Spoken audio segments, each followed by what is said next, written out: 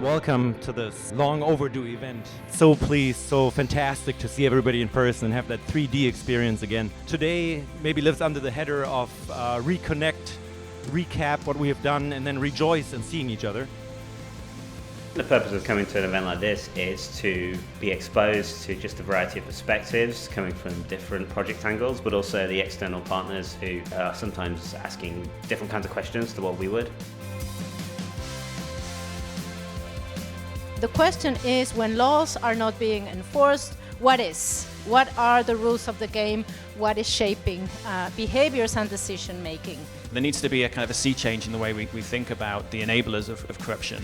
We need to not just do more enforcement, but also make it more high profile and credible.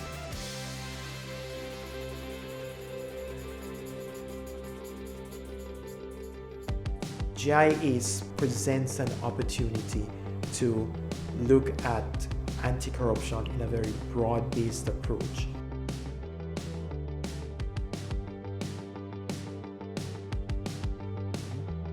If and when we do anti-corruption work, what can we do, what should we do in order to think about the effectiveness of our approaches, of our research, to help policymakers, advocates, civil society, journalists themselves be more effective in their work? Some of the folks who are engaged in this horrendous levels of corruption have the best lawyers, they have the best accountants, they have an army of folks. We have rocks, they have windows, and at some point you have to throw one of those because otherwise you're not going to change the political incentive structure. To meet the bigger GIS group of researchers has been quite an opportunity to exchange and learn from each other, especially when it comes to corruption and anti-corruption. It was wonderful to see the people in the flesh again, but also hear where their research has taken them, and I can already see the potential for kind of new networks.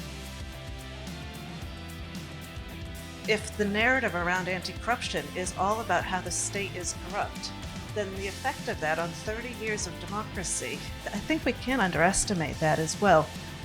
We should focus specifically and forensically on anti-corruption, stopping corruption, not just researching the issue, not trying to understand simply why it happens and setting that out. It's what do we actually do to try to stop corruption.